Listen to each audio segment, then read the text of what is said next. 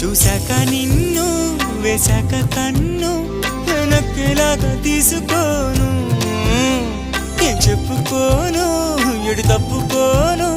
నువ్వద్దన్నా నేనొప్పుకోను నువ్వేసే గవ్వలాటలు